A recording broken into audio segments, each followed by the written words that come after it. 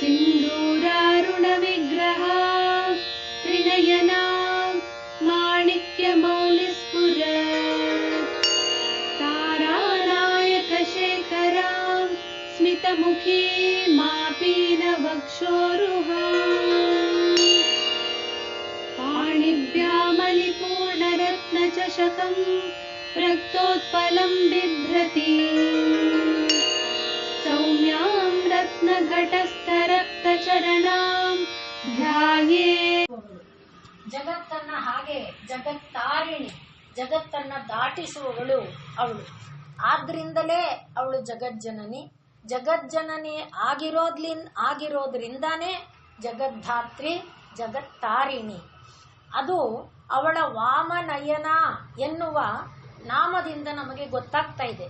ವಾಮ ಅಂದ್ರೆ ಸುಂದರವಾದಂಥ ಕಣ್ಣಿನಿಂದ ಎಲ್ಲ ಜೀವಿಗಳ ಕಷ್ಟಗಳನ್ನ ನಿವಾರಣೆ ಮಾಡ್ತಾ, ಎಲ್ಲ ಜೀವಿಗಳಿಗೆ ತಂಪನ್ನ, ಶಾಂತಿಯನ್ನ, ಸುಖವನ್ನ, ನೆಮ್ಮದಿಯನ್ನ ಕೊಡ್ತಾ, ಎಲ್ಲ ಜೀವಿಗಳು ಬಯಸಿದ್ದನ್ನ ಕೊಡುತ್ತಾ ಅವಳು ಜಗದ್ಧಾತ್ರಿಯಾಗಿದ್ದಾಳೆ, ಜಗತ್ತನ್ನ ಪಾಲಿಸ್ತಾ ಇದ್ದಾಳೆ ಅನ್ನುವ ಭಾವವನ್ನ ವಾಮನಯನ ಎನ್ನುವ ಜಾಗದಲ್ಲಿ ನಾವು ನೋಡಿದ್ವಿ. ಮತ್ತೆ ವಾಮನಯನ ಅಂದ್ರೆ ಅದು ಒಂದು ವಿದ್ಯೆ, ಅದು ಬ್ರಹ್ಮವಿದ್ಯೆ, ಉಪಕೋಸಲ ವಿದ್ಯಾ ಅಥವಾ ಅದನ್ನ ಒಂದು ಚಕ್ಷು ವಿದ್ಯೆ ಎಂಬುದಾಗಿ ಕೂಡ ಕರೀತಾರೆ. ಆ ರೀತಿಯಾದ ಒಂದು ವಿದ್ಯಾರೂಪದಲ್ಲಿ ಅಕ್ಷಿಪುರುಷ ವಿದ್ಯಾ ಅಂತ ಅದಕ್ಕೆ ಇನ್ನೊಂದು ಹೆಸರು ಇದೆ. ಹಾಗೆ ಕಣ್ಣೊಳಗೆ ಕಾಣುವ ಶಕ್ತಿಗೆ ಕಾರಣನಾದಂಥ ಒಂದು ಚೈತನ್ಯ ಏನಿದೆ, ಆ ಚೈತನ್ಯ ಸ್ವರೂಪಿಣಿಯಾಗಿ ತಾಯಿ ಸಕಲ ಜೀವಿಗಳಿಗೆ ಚೈತನ್ಯವನ್ನ ಕೊಡುವಂಥವಳು ಅನ್ನುವ ರೂಪದಲ್ಲಿ ಕೂಡ ವಾಮನಯನ ಅನ್ನೋದನ್ನ ನೋಡ್ಕೊಂಡ್ವಿ. ಮತ್ತೆ ಇನ್ನೊಂದು ನೋಡಿದ್ದೇನು, ವಾಮ ಅಂದ್ರೆ ಸಾಮಾನ್ಯಕ್ಕಿಂತ ಬೇರೆಯಾದ್ದು ಅಂತ. ಲೋಕದಲ್ಲಿ ಸಾಮಾನ್ಯವಾಗಿ ನಾವೇನ್ ಮಾಡ್ತೇವೆ, ಬೇರೆಯವರ ದೋಷವನ್ನ ನೋಡ್ತಾ ಹೋಗ್ತೇವೆ, ಬೇರೆಯವರ ಅಭಿವೃದ್ಧಿಯನ್ನ ಸಹಿಸದೆ ಹೋಗ್ತೇವೆ. ಆದ್ರೆ ತಾಯಿ ಹಾಗಲ್ಲ, ಅವಳದು ವಾಮ ಬೇರೆ ತರಹದ್ದೇ ನೋಟ. ಏನಂದ್ರೆ ಎಲ್ಲರನ್ನ ತನ್ನ ಮಕ್ಕಳು ಅನ್ನುವಂತೆ. ಸಾಮಾನ್ಯ ನೋಟ ಏನಿದೆ, ಲೋಪದೋಷಗಳನ್ನ ನೋಡುವ ನೋಟ. ಹಾಗೆ ಬೇರೆಯವರ ಅಭಿವೃದ್ಧಿಯನ್ನ, ಐಶ್ವರ್ಯವನ್ನ, ಯಾವ್ಯಾವುದನ್ನು ನೋಡಿ ಸಹಿಸಲಾರದ ಅಸೂಯ ಮಾತ್ಸರ್ಯ ಪರವಾದ ನೋಟ ಸಾಮಾನ್ಯ. ಆದ್ರೆ ತಾಯಿಯದು ವಾಮ, ಅದಕ್ಕಿಂತ ಭಿನ್ನವಾದ ನೋಟ. ಅಂದ್ರೆ ಎಲ್ಲರ ಒಂದು ಅಭಿವೃದ್ಧಿಗಾಗಿ ಹಂಬಲಿಸುವ ನೋಟ. ಇದಿಷ್ಟನ್ನ ನಾವು ನೆನ್ನೆ ನೋಡ್ಕೊಂಡಿದ್ವಿ. ಈಗ ವಾಮ ಅಂದ್ರೆ ವಿಭಿನ್ನ ಅಂದ್ವಲ್ಲ. ವಿಭಿನ್ನ ಅಂದಾಗ ನಮ್ಗೆಲ್ಲರಿಗೂ ಏನಿದೆ, ಎರಡು ಕಣ್ಣಿದೆ. ತಾಯಿಗೆ ವಿಭಿನ್ನ, ಅಲ್ಲೂ ಕೂಡ ವಾಮನಯನ, ವಿಭಿನ್ನವಾಗಿ ಕಣ್ಣಿದೆ. ಏನದು, 3 ಕಣ್ಣಿದೆ. ನಮ್ಮ ಕಣ್ಣಿಗೆ, ಅಲ್ಲಿ ತಾಯಿಗೆ ಒಂದು ಕಣ್ಣು ಸೂರ್ಯ, ಒಂದು ಕಣ್ಣು ಚಂದ್ರ, ಒಂದು ಕಣ್ಣು ಅಗ್ನಿ. ಆ ರೀತಿಯಲ್ಲಿ ಕೂಡ ಅವಳು ವಾಮನಯನ. ಇನ್ನು ಸೂರ್ಯ ಏನನ್ನ ಪ್ರತಿಪಾದಿಸ್ತಾನೆ, ಜ್ಞಾನವನ್ನ ಪ್ರತಿಪಾದಿಸ್ತಾನೆ. ಮತ್ತೆ ಸೂರ್ಯ ಅಭಿನ್ನತೆಯನ್ನ, ಅಂದ್ರೆ ಯಾರ ಮನೆ ಮೇಲೂ ಬೆಳಕು ಕೊಡ್ತಾನೆ. ಇವನು ಕಳ್ಳ, ಇವನಿಗೆ ಬೆಳಕು ಕೊಡಬಾರ್ದು, ಇವನು ಕದಿಯಕ್ ಹೋಗ್ತಾನೆ, ಆ ತರ ಇಲ್ಲ. ಇವನು ಚಂಡಾಲ, ಆ ರೀತಿ ಇಲ್ಲ. ಎಲ್ಲರ ಮನೆಗೆ ಅವನು ಬೆಳಕನ್ನ ಸಮಾನವಾಗಿಯೇ ಕೊಡ್ತಾನೆ. ಇವ್ರಿಗೆ ಕಡಿಮೆ ಕೊಡ್ತೀನಿ, ಅವ್ರಿಗೆ ಜಾಸ್ತಿ ಕೊಡ್ತೀನಿ, ಇಲ್ಲ. ಆ ರೀತಿಯಾದ ನೋಟ ಒಂದು. ಎರಡನೆಯದು ಅಂದ್ರೆ ಸಮಾನತೆ. ಅದನ್ನ ಆರಂಭದಲ್ಲಿ ಹೇಳಿದ್ದೇವೆ, ಜಗದ್ಧಾತ್ರಿ, ಜಗಜ್ಜನನಿ ಅನ್ನುವಲ್ಲಿ ಆ ಮಾತನ್ನ ಹೇಳ್ಕೊಂಡಿದ್ದೇವೆ. ಇನ್ನು ಆ ಸೂರ್ಯ ಬರದೇ ಹೋದರೆ ಸ್ಫೂರ್ತಿ ಎಲ್ಲಿದೆ, ಉತ್ಸಾಹ ಎಲ್ಲಿದೆ, ಪ್ರೇರಣೆ ಎಲ್ಲಿದೆ? ಆದ್ರಿಂದ ಅದಕ್ಕೆ ಅವನಿಗೆ ಸವಿತಾ ಅಂತ ಹೆಸರು, ಅಂದ್ರೆ ಪ್ರೇರಕ ಶಕ್ತಿ. ಹಾಗೆ ತಾಯಿ ಕಣ್ಣಾಗಿ ಇದ್ದು ಪ್ರೇರಕ ಶಕ್ತಿಯಾಗಿ ಜೀವಿಗಳಲ್ಲಿ ಚಟುವಟಿಕೆಯನ್ನ ಉಂಟು ಮಾಡ್ತಾಳೆ. ತಾನು ಬದುಕುವುದಕ್ಕೆ ಬೇಕಾದ ಒಂದು ಬುದ್ಧಿಯನ್ನ ಕೊಡ್ತಾಳೆ. ಆಹಾರವನ್ನ ತಾನು ತಯಾರು ಮಾಡಬೇಕು, ಆಹಾರವನ್ನ ಪಡಿಬೇಕು, ಉದ್ಯೋಗವನ್ನ ಮಾಡಬೇಕು. ಅದಕ್ಕೆಲ್ಲ ತನಗೇನ್ ಬೇಕು, ಜ್ಞಾನ ಬೇಕು. ಆದ್ರಿಂದ ಸೂರ್ಯ ಜ್ಞಾನವನ್ನ ಕೊಡ್ತಾನೆ, ಬೆಳಕನ್ನ ಕೊಡ್ತಾನೆ. ಬೆಳಕನ್ನ ಕೊಟ್ಟಿದ್ರಿಂದ ಕಾಣದೇ ಇರೋದನ್ನೆಲ್ಲ ಕಾಣುವಂತೆ ಮಾಡ್ತಾನೆ. ಅದರ ಜೊತೆಯಲ್ಲಿ ಇನ್ನೇನು ಮಾಡ್ತಾನೆ, ಅವನು ಪ್ರೇರಣೆಯನ್ನ ಕೊಡ್ತಾನೆ. ಅಷ್ಟೇ ಅಲ್ಲದೆ, ಹೇಗೆ ಗಿಡ ಮರಗಳು ಸೂರ್ಯನ ಕಿರಣವನ್ನ ಬಳಸಿಕೊಂಡು ಆಹಾರವನ್ನ ತಯಾರು ಮಾಡುತ್ತೆ, ಹಾಗೆ ಪಶು ಪಕ್ಷಿಗಳು ಪ್ರಾಣಿಗಳು ಕೂಡ ಏನ್ ಮಾಡ್ತಾರೆ, ತಾವು ದುಡಿದು, ಅಂದ್ರೆ ಇಂದ್ರಿಯಗಳಿಂದ ದುಡಿದು ಅವತ್ತಿನ ಊಟಕ್ಕೆ ಬೇಕಾದ ವ್ಯವಸ್ಥೆ ಮಾಡ್ತಾರೆ ಅಲ್ವಾ. ಹಗಲಾದ ತಕ್ಷಣ ಅದೇ ತಾನೇ ಚಿಂತೆ. ಕಣ್ಣು ಬಿಡ್ತಿದ್ದಂತೆ ನಮ್ಗೆ ಏನ್ ಕುಕ್ಕರ್ ಇಡ್ಬೇಕು, ಏನು ಕಾಫಿ ಇದೇ ತಾನೆ. ಆದ್ರಿಂದ ಸೂರ್ಯ ಬಂದ ಅಂದ್ರೆ ಅದು ಆಹಾರದ ಚಿಂತೆ, ಮತ್ತೆ ಜ್ಞಾನದ ಚಿಂತೆ, ವಸ್ತುಗಳನ್ನ ತೋರಿಸಿ ಕೊಡುವುದು. ಇವೆಲ್ಲ ನೋಡಿ ತಾಯಿಯ ಒಂದು ಕಣ್ಣು. ಅಂದ್ರೆ ಅಲ್ಲಿಗೆ ಇದು ಯಾವುದು ನಾನಲ್ಲ. ವಾಮ ಅಂದಾಗ ನಾವು ಯೋಚನೆ ಮಾಡಿದ್ದೇವೆ ನಿನ್ನೆ ದಿವಸ ಏನಂತ, ಲೋಕದಲ್ಲಿರುವ ವಸ್ತುಗಳ ಮೇಲೆ ಪ್ರೀತಿ, ಆಸೆ, ಅದು ಈ ಕಣ್ಣಿಂದನೇ ಇದೆ. ಆದರೆ ಅದನ್ನ ನಾವು ಯಾವ ರೀತಿ ನೋಡಬಾರ್ದು ಅಂತ ನಿನ್ನೆ ಹೇಳಿಕೊಂಡಿದ್ದೇವೆ. ಸ್ವಾರ್ಥಪರವಾಗಿ ನೋಡಬಾರ್ದು, ಲೋಕಹಿತವಾಗಿ ನೋಡಬೇಕು ಅನ್ನುವುದನ್ನ ಹೇಳ್ಕೊಂಡಿದ್ದೇವೆ. ಆದ್ರಿಂದ ಅದಕ್ಕೆ ಇದು ಒಂದು ಕಣ್ಣು. ಈ ಕಣ್ಣು ಚಂದ್ರ ಏನ್ ಮಾಡ್ತಾನೆ ಅದನ್ನು ನಾವು ನೆನ್ನೆ ಹೇಳಿಲ್ಲ, ಅನೇಕ ಬಾರಿ ಹೇಳ್ಕೊಂಡಿದ್ದೇವೆ. ಚಂದ್ರ ಧಾನ್ಯಗಳಲ್ಲಿ ಬಲ ಪುಷ್ಟಿಯಾಗುವಂತೆ ಮಾಡ್ತಾನೆ. ಹಾಗೆ ರಾತ್ರಿ ನಮ್ಗೆ ಏನಾಗುತ್ತೆ, ತಿಂದ ಆಹಾರ ಶರೀರದ ಪುಷ್ಟಿಗೆ ಕಾರಣ ಆಗುತ್ತೆ. ಬೆಳಗ್ಗೆ ತಿಂದ ಆಹಾರ ಖರ್ಚಿಗೆ, ರಾತ್ರಿ ತಿಂದ ಆಹಾರ ಸಂಗ್ರಹಕ್ಕೆ. ಆದ್ರಿಂದನೇ ರಾತ್ರಿ ಗಟ್ಟಿಯಾದ ಅಂದ್ರೆ ಇದು ಹೆಚ್ಚು ಕೊಬ್ಬು ಇತ್ಯಾದಿ ಇರುವಂತಹ ಆಹಾರ ತಗೋಬಾರ್ದು, ಹೀಗೆಲ್ಲ ಹೇಳುವ ಉದ್ದೇಶ ಸಂಗ್ರಹಿತವಾಗುತ್ತದು. ಆದ್ರಿಂದ ಸಂಗ್ರಹ ಮಾಡಿ ಅದು ಏನ್ ಮಾಡ್ತಾನೆ, ಚಂದ್ರ ಶರೀರಕ್ಕೆ ಬಲವನ್ನ ಕೊಡ್ತಾನೆ, ಪುಷ್ಟಿಯನ್ನ ಕೊಡ್ತಾನೆ. ಹಾಗೆ ಗಿಡ ಮರಗಳಲ್ಲಿ ಧಾನ್ಯಗಳಿಗೂ ಕೂಡ ಪುಷ್ಟಿಯನ್ನ ಕೊಡ್ತಾನೆ. ಅಲ್ಲಿಗೆ ನೋಡಿ, ತಾಯಿಯ ಎರಡು ಕಣ್ಣಿನಿಂದ ಏನು ಲಾಭ ಆಗ್ತಾ ಇದೆ. ಸೂರ್ಯ ಮತ್ತು ಚಂದ್ರ, ಇದರ ಜೊತೆಯಲ್ಲಿ ಅಗ್ನಿಯಾಗಿ ಎಲ್ಲ ಪಚನ ಆಗ್ಬೇಕು ತಾನೆ. ಪಚನ ಆಗದೆ ಇದ್ರೆ ಏನ್ ಪ್ರಯೋಜನ? ಆ ಪಚನ ಕ್ರಿಯೆಗೆ ಅಹಂ ವೈಶ್ವಾನರೋ ಭೂತ್ವ ಅನ್ನುವಂತೆ ಪಚನ ಕ್ರಿಯೆಗೆ ಸಾಧನವಾಗಿದ್ದಾಳೆ. ಶುದ್ಧಿ ಬೇಕು, ಪಾಕ ಆಗಬೇಕು, ಅಪಕ್ವವಾದದ್ದನ್ನ ತಿನ್ನಕ್ಕಾಗಲ್ಲ. ಆದ್ರಿಂದ ಗಿಡ ಮರಗಳಲ್ಲೇ ಆಗ್ಲಿ ಬಿಟ್ಟಂತ ಕಾಯಿ ಪಕ್ವಗೊಳ್ಳದೆ ಇದ್ರೆ ಅದನ್ನು ಕೊಯ್ಲಿಗೆ ತರಕ್ ಬರೋದಿಲ್ಲ. ಆದ್ರಿಂದ ಧಾನ್ಯಗಳು ಪಕ್ವ ಆಗಬೇಕು, ಹಾಗೆ ತರಕಾರಿಗಳು ಹಣ್ಣುಗಳು ಪಕ್ವ ಆಗಬೇಕು. ಅಂದ್ರೆ ಕಾಯಾದದ್ದು ಹೀಚಾದದ್ದು ಕಾಯಾಗಿ ಹಣ್ಣಾಗಬೇಕು. ಅದಕ್ಕೆಲ್ಲ ಒಳಗೆ ಅಗ್ನಿ ಇದೆ, ಹೊರಗಲ್ಲ. ಇದನ್ನ ನಾವು ಕಣಾದ ಅನ್ನುವ ವೈಶೇಷಿಕರು ಸೂತ್ರಗಳಲ್ಲಿ ಹೇಳಿದ್ದಾರೆ. ಒಂದೊಂದು ಅಣುವಿನಲ್ಲಿ ವಿಭಜಿತ ಆಗುತ್ತಾ, ಅಣು ವಿಭಜನೆಯಿಂದ ಅಗ್ನಿ ಉತ್ಪತ್ತಿ ಆಗುತ್ತೆ. ನೋಡಿ, ಇದು ಇವತ್ತು ಅಟಾಮಿಕ್ ಫ್ಯೂಷನ್ ಇದೆಲ್ಲ ಹೇಳಿರ್ಬೋದು. ಕಣಾದ ಸೂತ್ರದಲ್ಲಿ ಅಂದೇ ಹೇಳಿದ್ದಾರೆ. ಆ ಅಣು ವಿಭಜನೆಯಿಂದ ಒಳಗಡೆ ಏನು ಅಗ್ನಿ ಉತ್ಪತ್ತಿ ಆಗುತ್ತೆ, ಆ ಅಗ್ನಿಯ ಕಾರಣ ಅಲ್ಲಿ ಪಕ್ವತೆ ಉಂಟಾಗುತ್ತೆ. ಅದರಿಂದ ಬಣ್ಣ ಬದಲಾಗುತ್ತೆ, ಅದರಿಂದ ರುಚಿ ಬದಲಾಗುತ್ತೆ, ಅದರಿಂದ ರಸ ಬದಲಾಗುತ್ತೆ.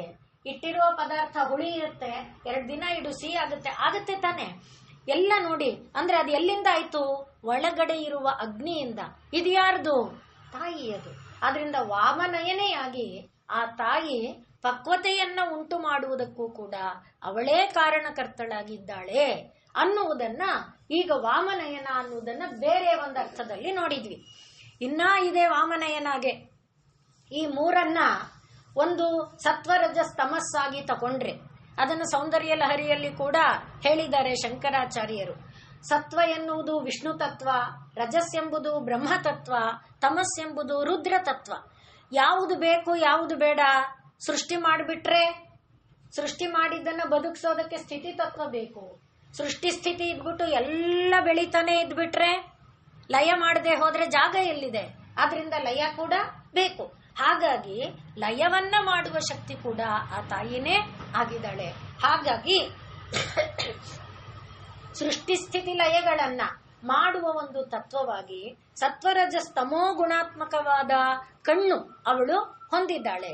ಅದನ್ನ ಹೇಳುವಾಗ ಸೌಂದರ್ಯ ಲಹರಿಯಲ್ಲಿ ಹೇಳ್ತಾ ಇದ್ದಾರೆ, ಅಮ್ಮ ನೀನು ಸತ್ವರಜಸ್ತಮೋ ಗುಣಾತ್ಮಕವಾದಂಥ ಸತ್ವಂ ರಜಸ್ತಮಃ ಪುನಃ ಸೃಷ್ಟುಂ, ಯಾವಾಗ ಲಯ ಆಗುತ್ತಲ್ಲ, ಲಯವಾದಾಗ ದೇವಾನ್ ಪುನಃ ಸೃಷ್ಟುಂ, ಎಲ್ಲವನ್ನ ಲೋಕಗಳನ್ನ ಮತ್ತೆ ಸೃಷ್ಟಿ ಮಾಡೋದಕ್ಕೆ ನೀನು ದ್ರುಹಿಣ ಅಂದ್ರೆ ಬ್ರಹ್ಮ, ಹಾಗೆ ಹರಿ, ರುದ್ರ ಇವರೆಲ್ಲರನ್ನ ಸೃಷ್ಟಿ ಮಾಡುವುದಕ್ಕೆ ಸತ್ವ ರಜಸ್ ತಮಸ್ ಎಂಬ 3 ಕಣ್ಣುಗಳನ್ನ ನೀನು ಹೊಂದಿದೀಯ ಅಲ್ವಮ್ಮ ಎಂಬುದಾಗಿ ಸೌಂದರ್ಯ ಲಹರಿಯಲ್ಲಿ ಹೇಳ್ತಾ ಇದ್ದಾರೆ.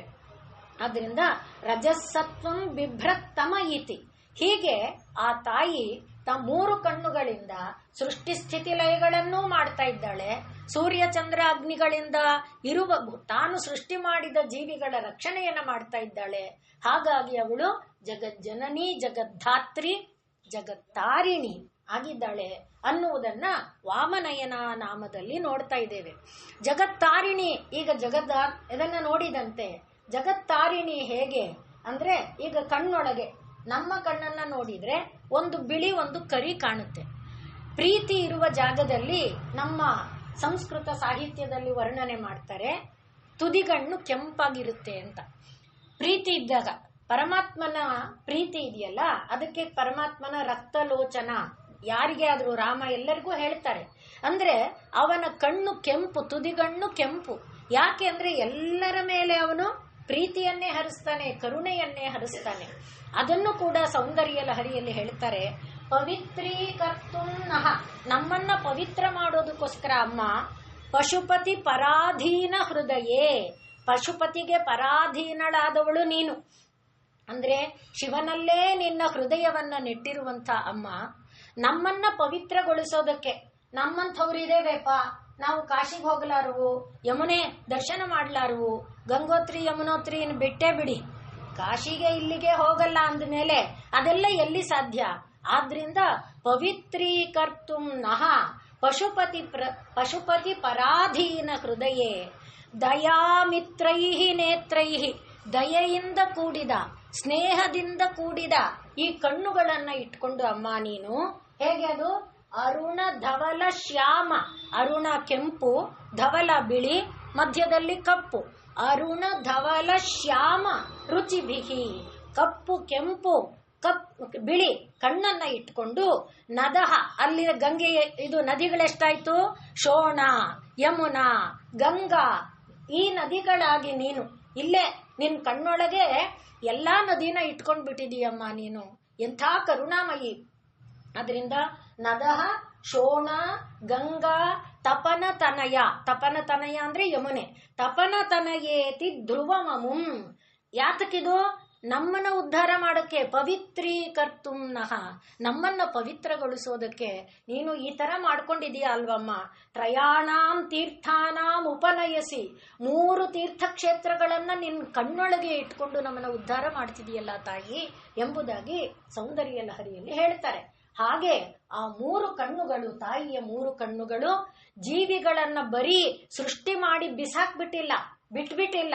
ಜನರು ಹೇಳ್ತಾರಲ್ಲ, ಹಾಗೆ ಮಾಡದೆ ಎಲ್ಲ ಕಾಲದಲ್ಲಿ, ಎಲ್ಲಾ ಸಮಯದಲ್ಲಿ, ಎಲ್ಲಾ ರೀತಿಯಿಂದ, ಅಂದ್ರೆ ಕಷ್ಟ ಸುಖಗಳ ದೃಷ್ಟಿಯಿಂದಾಗಲಿ, ನೋವು ನಲಿವುಗಳ ದೃಷ್ಟಿಯಿಂದಾಗಲಿ, ವಿಪತ್ತುಗಳಿಂದಾಗಲಿ, ಬಾಧೆಗಳಿಂದಲಾಗಲಿ, ಭೌತಿಕವಾದ ಯಾವುದರಿಂದಲೂ ಕೂಡ, ಹಾಗೆ ಪಾರಮಾರ್ಥಿಕವಾದ ಎಲ್ಲದರಿಂದಲೂ ಕೂಡ ಉದ್ಧಾರ ಮಾಡುವಂಥ ತಾಯಿ ಇದ್ದಾಳಲ್ಲ, ಅವಳಿಗೆ ಏನಂತ ಹೆಸರು?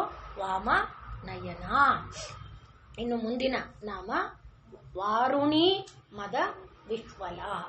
ವಾರುಣಿ ಅಂತ ಹೇಳಿದ್ರೆ ಅದು ಒಂದು ಮತ್ತು ಬರಿಸುವಂಥ, ಹೇಗೆ ಕಾದಂಬರಿ ಅನ್ನುವುದನ್ನು ನೋಡಿದ್ವಿ, ಆ ರೀತಿ ಮತ್ತು ಬರಿಸುವಂಥ ಒಂದು ದ್ರವ ಅದು. ಇಲ್ಲಿ ಮತ್ತು ಬರಿಸುವ ದ್ರವ ಯಾವುದು ಅಂದ್ರೆ ಪಿಬರೆ ರಾಮರಸಂ. ಆ ರಾಮರಸ ಅನ್ನುವುದು ಮತ್ತು ಬರಿಸುವ ರಸ.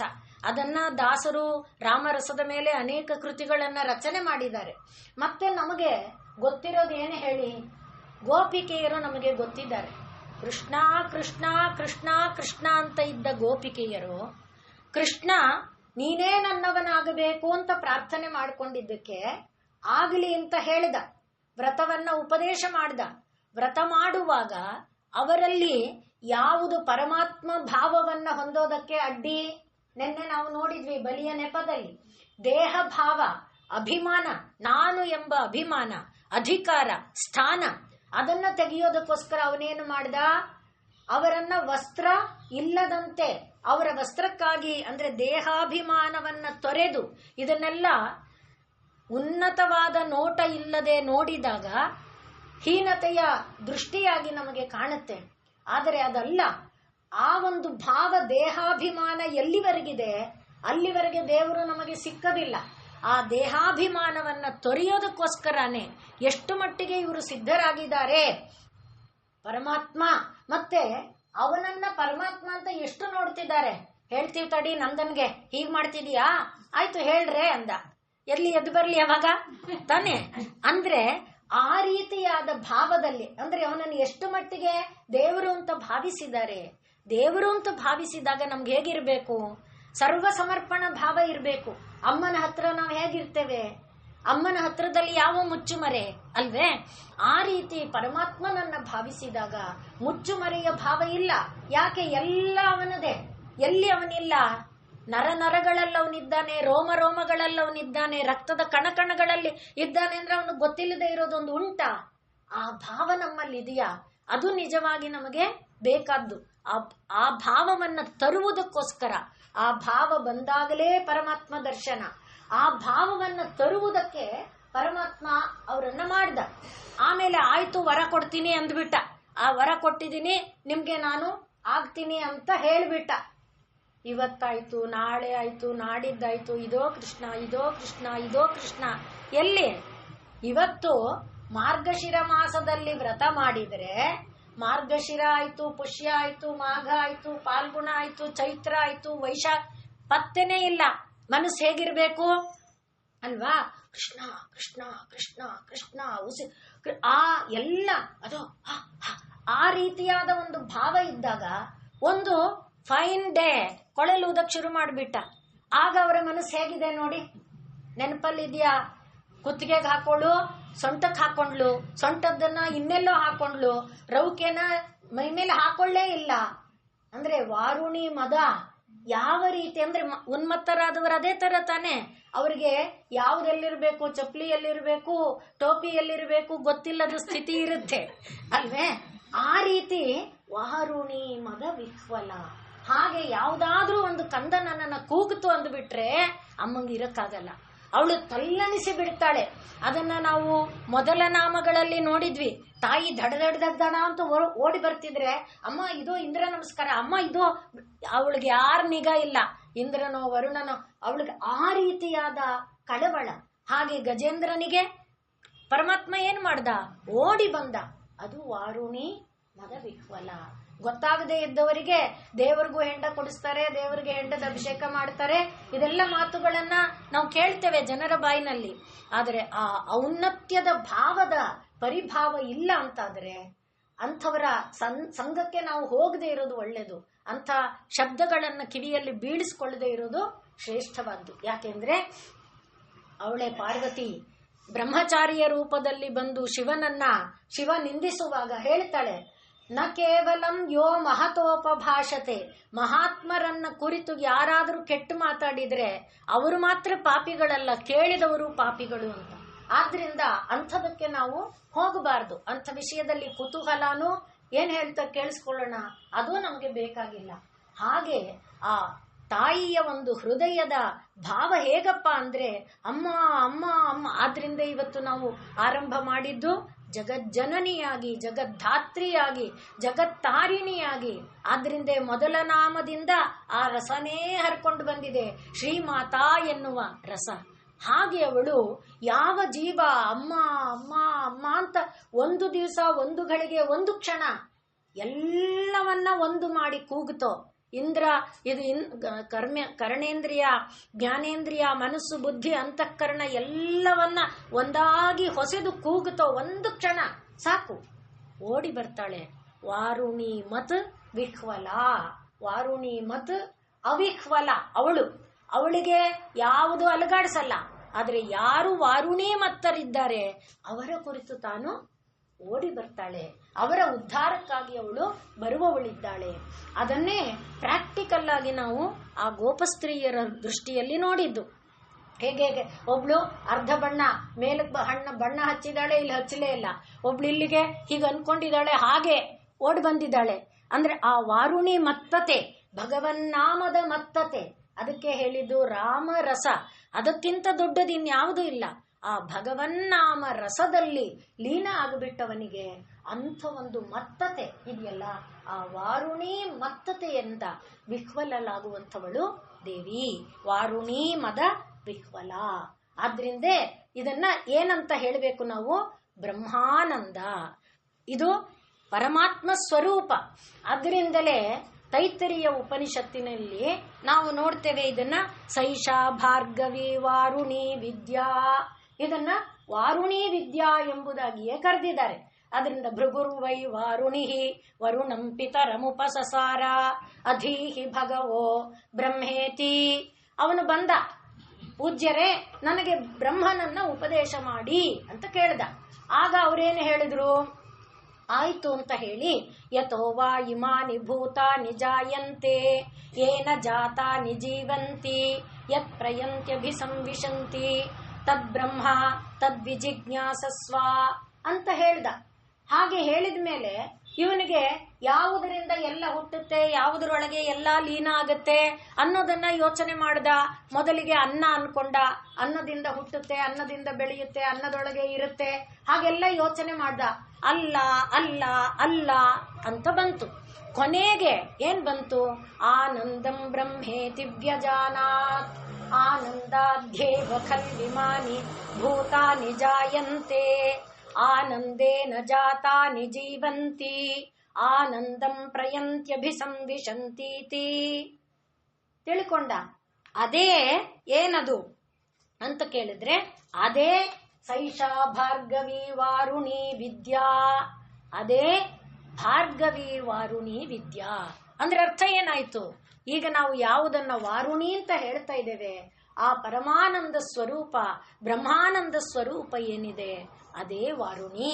ಆ ಬ್ರಹ್ಮಾನಂದ ಸ್ವರೂಪ ತಾಯಿಯ ಸ್ವರೂಪ, ಮತ್ತತೆಯ ಸ್ವರೂಪ. ಆ ಆನಂದವನ್ನ ಒಂದು ಸಲ ಒಬ್ಬ ಅನುಭವಿಸಿ ಬಿಟ್ಟ ಅಂತಾದ್ರೆ, ಶ್ರೀರಾಮಕೃಷ್ಣ ಪರಮಹಂಸರ ಜೀವನವನ್ನ ನಾವು ನೋಡುವಾಗ, ಅವರ ಜೀವನ ಚರಿತೆ ಗಾಸ್ಪೆಲ್ ಓದಿದ್ರೆ ಗೊತ್ತಾಗತ್ತೆ. ವಚನ ವೇದದಲ್ಲಿ ಅವ್ರಿಗೆ ಮೈ ಮೇಲೆ ಎಚ್ಚರನೇ ಇರ್ತಿರ್ಲಿಲ್ಲ. ಬಟ್ಟೆ ಮೈ ಮೇಲೆ ಇದೆಯಾ ಇಲ್ವಾ, ಬೇರೆಯವ್ರಿಗಾದ್ರೆ ಆ ತರ ಇರಕ್ಕಾಗತ್ತಾ? ಅಂದ್ರೆ ಭೌತಿಕವಾದ ಪ್ರಜ್ಞೆ ಇರೋವನಿಗೆ ನನ್ನ ಮೈ ಮೇಲಿನ ಪಂಚೆ ಬಿದ್ದೋಯ್ತು ಅನ್ನುವ ಜ್ಞಾನ ಇಲ್ಲದೆ ಇರೋದಕ್ಕೆ ಸಾಧ್ಯ ಇಲ್ಲ. ಹಾಗೆ ಚೈತನ್ಯ ಮಹಾಪ್ರಭುಗಳು ಇವರು ಕೂಡ ಎಷ್ಟು ಸಲಿ ಬೀಳ್ತಾರೆ, ಕೈ ಮುರ್ಕೋತಾರೆ.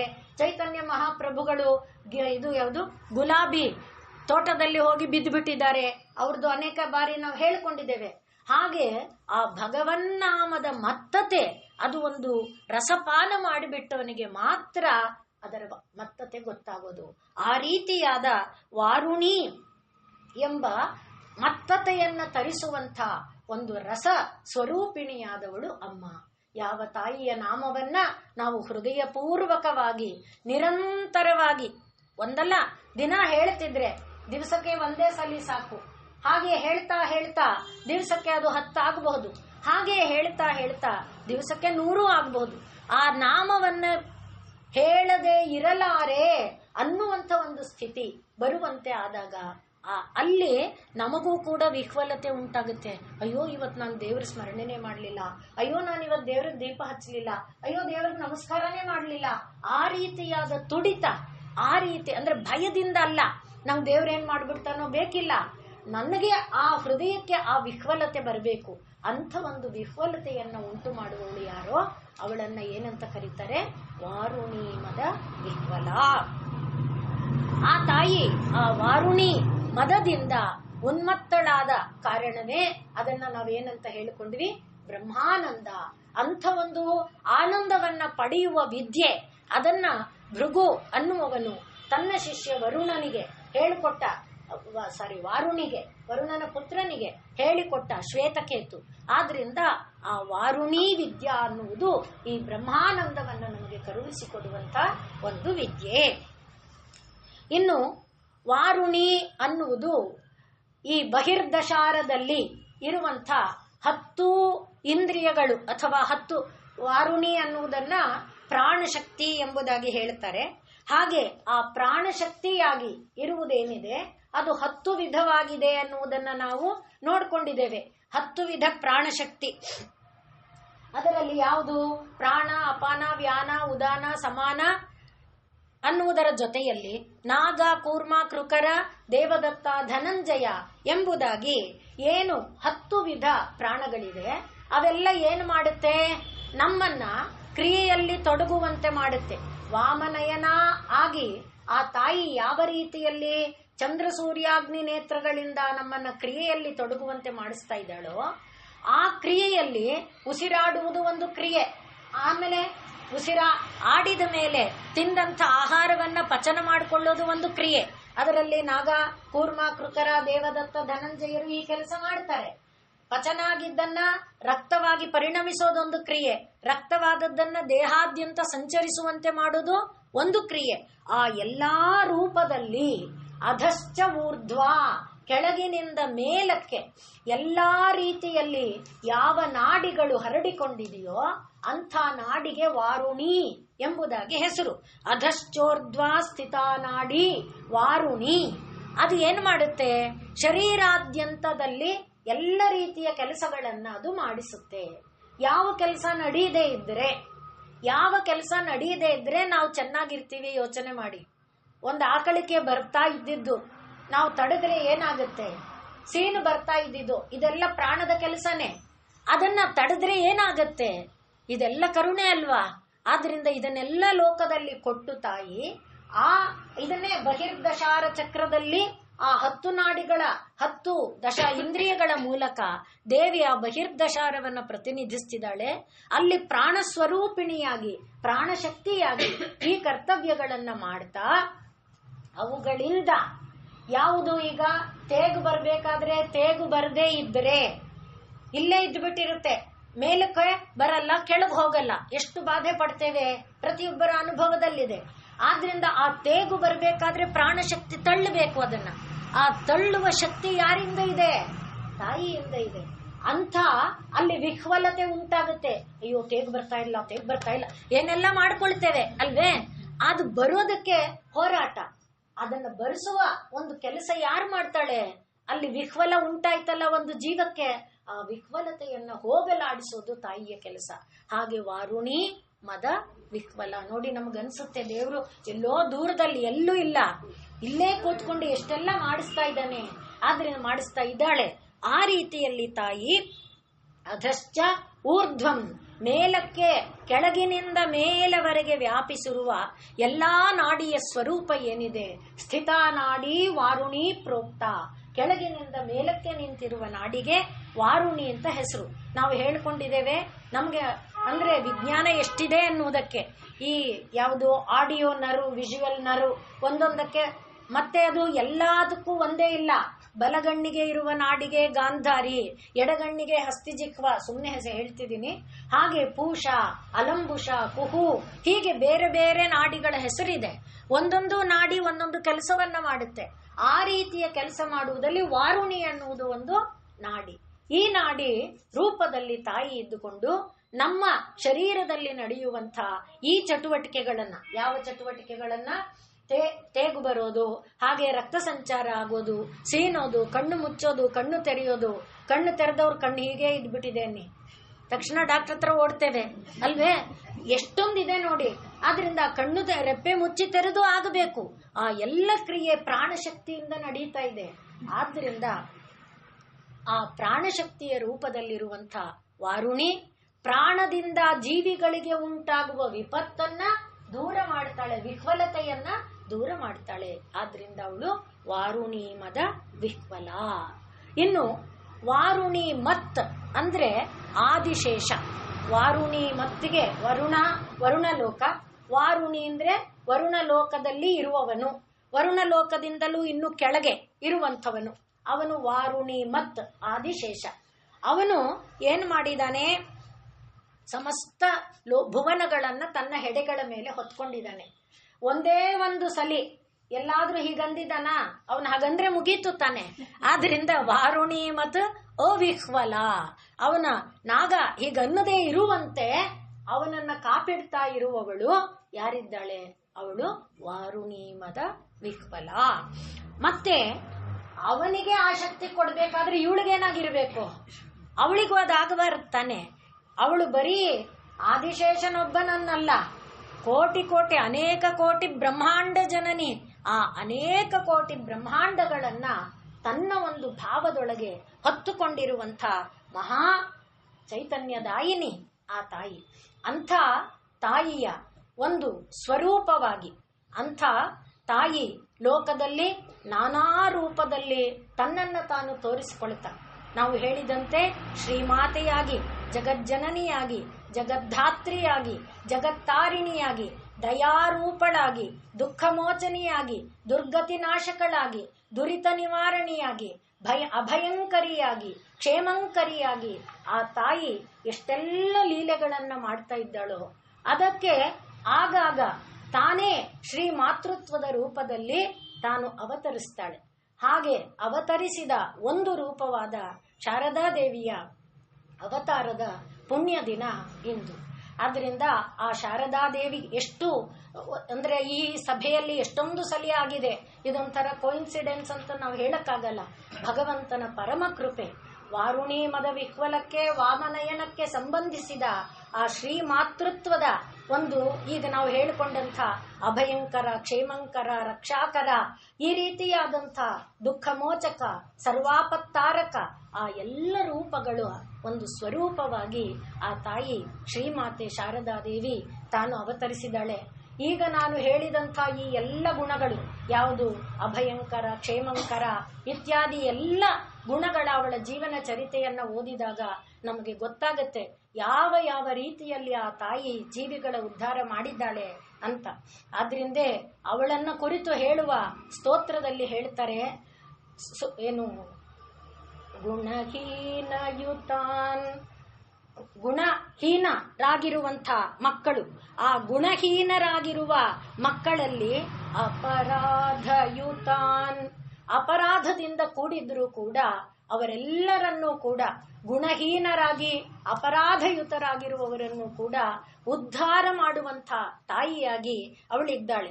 ಕೃಪಯಾದ್ಯ ಸಮುದ್ಧರ ಮೋಹಗತಾನ್, ನಾವು ಯಾವ ಒಂದು ಮೋಹಜಾಲದಲ್ಲಿ ಈಗ ಹೇಳಿರುವಂತೆ ವಾಮನಯನದಲ್ಲಿ ನಮ್ಮ ನಯನ ಹೇಗೆ ಮೋಹಕ್ಕೆ ಸಂಬಂಧಪಟ್ಟಂತೆ ಭೌತಿಕವಾದ ಭಾವ ಇದ್ರೆ ಅದರಿಂದ ನಮ್ಮನ್ನ ಕೃಪಯಾದ್ಯ ಸಮುದ್ಧರ ಮೋಹಗತಾನ್ ತರಣೀಂ ಭವಸಾಗರ ಪಾರಕರಿ ಪ್ರಣಮಾಮಿ ಪರಾಂ ಜನನೀಂ ಜಗತಾಂ.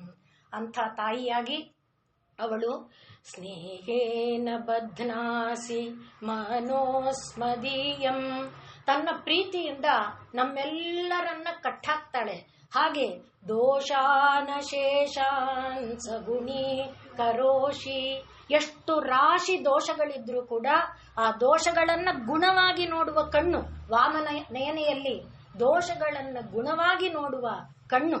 ಅಷ್ಟೇ ಅಲ್ಲ, ಏನು ಆ ಮಕ್ಕಳನ್ನ ಸ್ವಾಂಕೇ ಗೃಹೀತ್ವ, ಆ ದೋಷಪೂರ್ಣರಾಗಿರುವವನು ಅವರನ್ನು ಕೂಡ ಯಾವ ತಾಯಿ ಮಗು ಕೊಚ್ಚೆಯಲ್ಲಿ ಬಿದ್ದೋಗಿದೆ ಅಂತ ಬಿಟ್ಟು ಬಿಡ್ತಾಳೆ, ಕೊಚ್ಚೆಯಲ್ಲಿ ಬಿದ್ದಿದೆ ಅಂತ ಆದ್ರೂ ಕೂಡ ತಾನು ಓಡೋಗಿ ಕೊಚ್ಚೆಯಿಂದ ಎತ್ಕೋತಾಳೆ.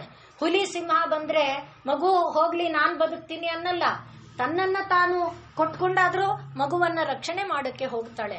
ಅಂಥ ತಾಯಿಯಾಗಿ ಅವಳು.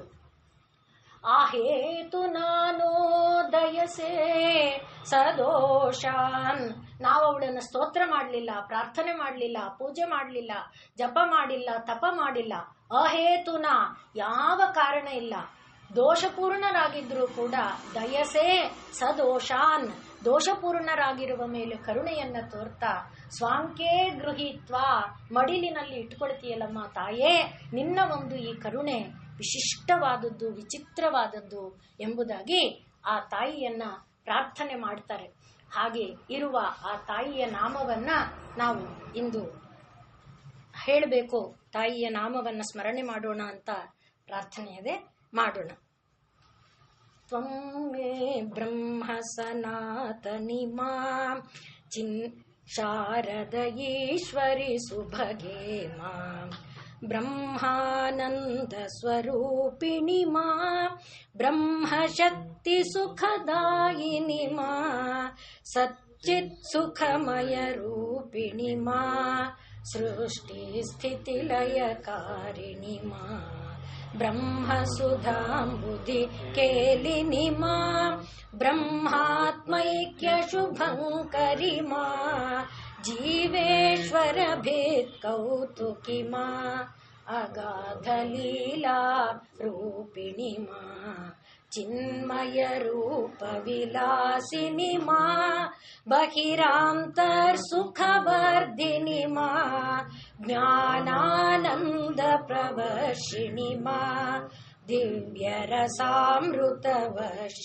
ಮಾ ಮೂಲಾಧಾರ ನಿವಾಸಿನಿ ಮಾ ಸಹಸ್ರಾರ ಶಿವ ಸಂಗಿನಿ ಮಾ ಆದ್ಯಾಶಕ್ತಿ ಸ್ವರೂಪಿಣಿ ಮಾ ಚಿತ್ಸು ಸುಖದಾಯಿನಿ ಮಾ ಚಿತ್ ಸುಖದಾಯಿನಿ ತಾರಿಣಿ ಮಾ ಶುಭಮತಿದಾಯಿನಿ ಶಂಕರಿ ಮಾ ದುರ್ಗತಿ ದುರ್ಮತಿ ನಾಶಿನಿ ಮಾ ಮಹಾಕಾಲ ಹೃದಯ ನರ್ತಿನಿ ಮಾ ಜೀವ ಶಿವಾಂತರ್ವರ್ತಿನಿ ಮಾ ಜಗಜ್ಜನನಿ ಜಯದಾಯಿನಿ ಮಾ ತಡಿಲ್ಲಸಿತ ಸೌದಾಮಿನಿ ಮಾ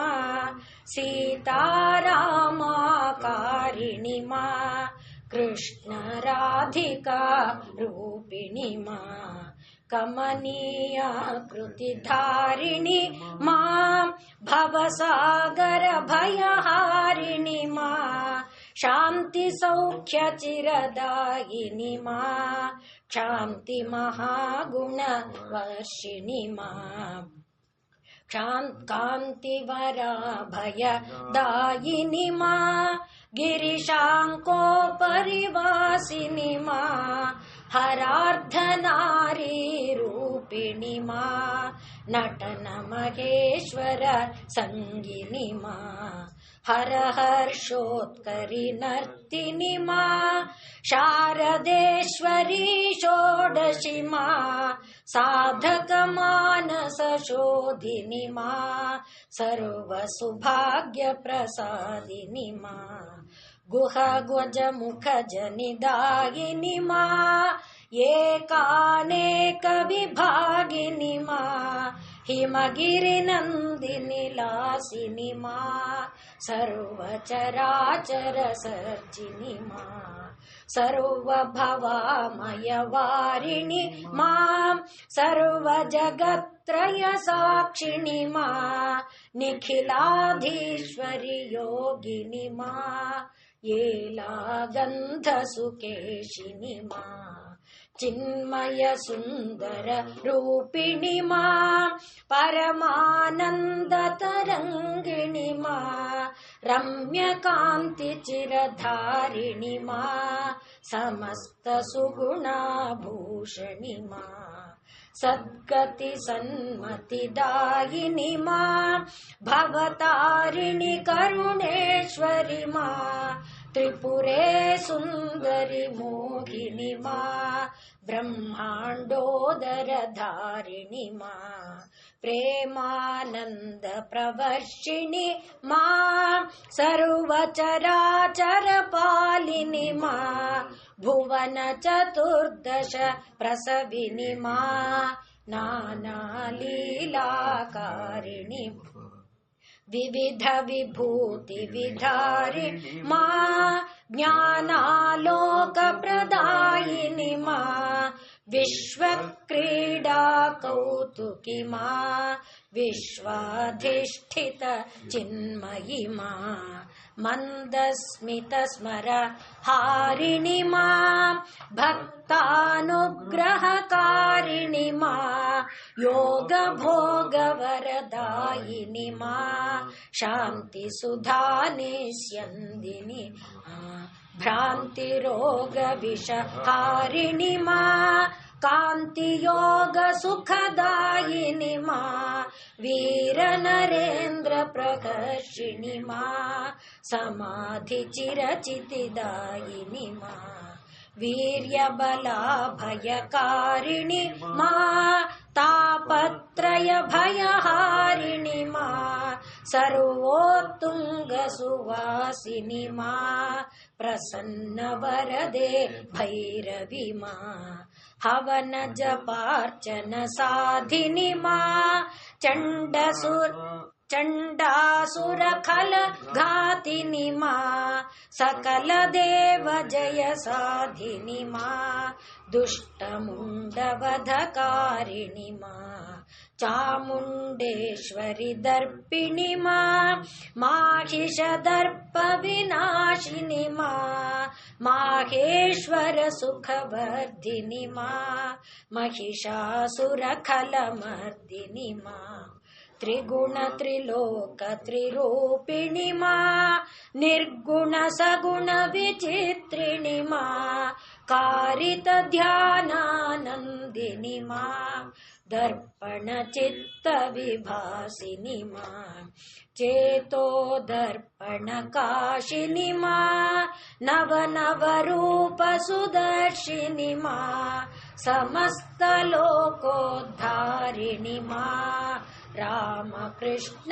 ನವರೂಪಿಣಿ ಮಾ ಧರ್ಮ ಗ್ಲಾನಿ ವಿನಾಶಿನಿ ಮಾ ಧರ್ಮ ಸ್ಥಾಪನಕಾರಿಣಿ ಮಾ ರಮ್ಯ ಸಹಜ ಪಥದರ್ಶಿನಿ ಮಾ ಮಾತೃಭಾವ ಮುಖ ಶೋಧಿನಿ ಮಾ ನಿರ್ಮಲ ಭಕ್ತೋತ್ಕರ್ಷಿಣಿ ಮಾ ದಿವ್ಯಾದ್ಭುತ ಚರಿತಾರ್ಥಿನಿ ಮಾ ರಾಮಕೃಷ್ಣ ಸಹಧರ್ಮಿಣಿ ಮಾ ಜಯ ರಾಮಾಖ್ಯ ಸುವಾಟಿನಿ ಮಾ ಮೃಗ ಕೇಸರಿ ವರ ವಾಹಿನಿ ಮಾ ದುರ್ಗ ಹಿಮಾಚಲ ನಂದಿನಿ ಮಾ ನರೇಂದ್ರ ಹೃದಯ ನಿವಾಸಿನಿ ಮಾ ಲೋಕೋತ್ತರ ಕೃತಿ ದರ್ಶಿನಿ ಮಾ ಸುಂದರ ರೂಪ ವಿಕಾಶಿನಿ ಮಾ ದಿವ್ಯ ಗುಣಾಕರ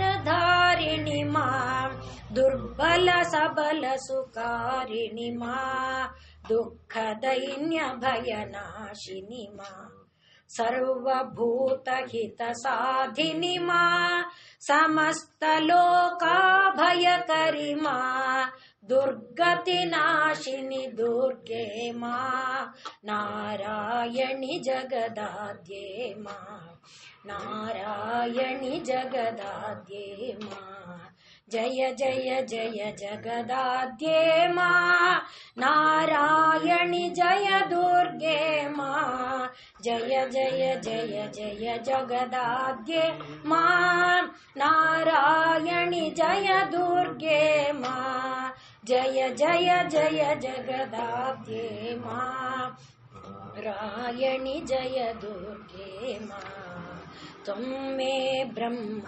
ಸನಾತನಿ ಮಾ ಶಾರದ ಈಶ್ವರ ಸುಭಗೆ ಮಾ.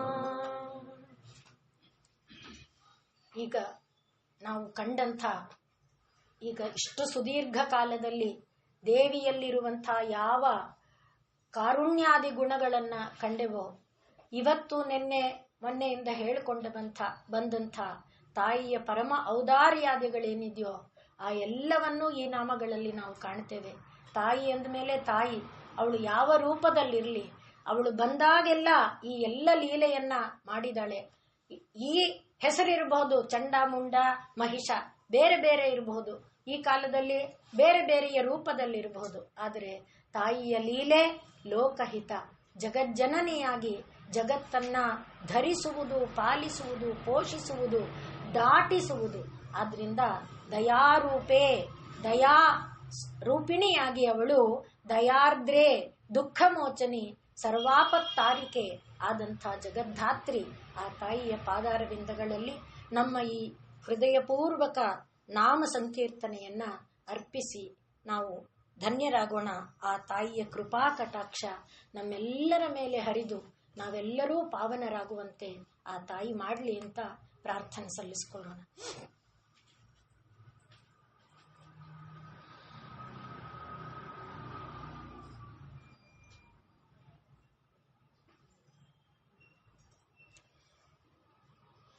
ಜಯದೇ ಜಗದಾನಂದೇ ಹೇಳಿ. जगदेक प्रपूजिते जय सर्वगते दुर्गे जगद्धात्री नमोस्तुते दयारूपे दयादृष्टे दयार्द्रे दुःखमोचनी सर्वापत्तारिके दुर्गे जगद्धात्री नमोस्तुते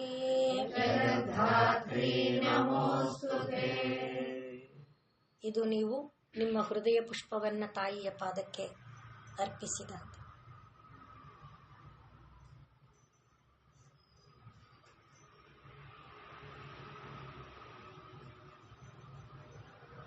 ಓಂ ಪೂರ್ಣಮದಃ ಪೂರ್ಣಮಿದಂ ಪೂರ್ಣಾತ್ ಪೂರ್ಣಮುದಚ್ಯತೆ ಪೂರ್ಣಸ್ಯ ಪೂರ್ಣಮಾದಾಯ पूर्णमेवावशिष्यते.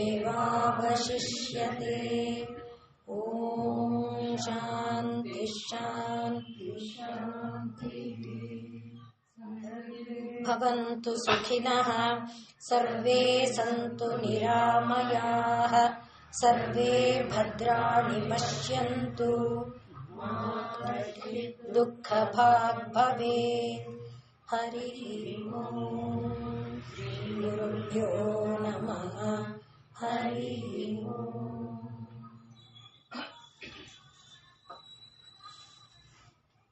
ಆತ್ಮೀಯರೇ, ಇಡೀ ವಾತಾವರಣವನ್ನು ಇಂದಿನ ದಿನ ತಾಯಿಯ ನಾಮವಳಿ ಮಾತ್ರ ಅಲ್ಲ, ಶ್ರೀಮಾತ ಶಾರದಾದೇವಿಯರ ವಿವಿಧ ನಾಮಗಳಿಂದ ತುಂಬಿಸಿ ಇನ್ನು ನಮ್ಮಲ್ಲಿ ಹೆಚ್ಚಿನ ಆ ಒಂದು ಭಕ್ತಿ ಮೂಡುವಂತೆ ಮಾಡಿದ ನಮ್ಮ ಗುರುಮಾತೆಗೆ ಕೋಟಿ ಕೋಟಿ ಪ್ರಣಾಮಗಳು. ಒಳಗೆ ಶೃಂಗಾರ ಮಾಡಿದ್ದಾರೆ ಸುಂದರವಾಗಿ ಶ್ರೀ ಶಾರದಾ ಮಾತೆಯವರನ್ನು ನಮ್ಮ ಬಂದು ಆರತಿ ಮಾಡಬೇಕು ಅಂತ ಕೇಳ್ಕೊತೀವಿ. ಇವತ್ತೊಂದು ವರ್ಷ ಆಯ್ತು ಶುರುವಾಗಿ. ಹೌದಾ? ಏನು ಧನ್ಯ ನೋಡಿ.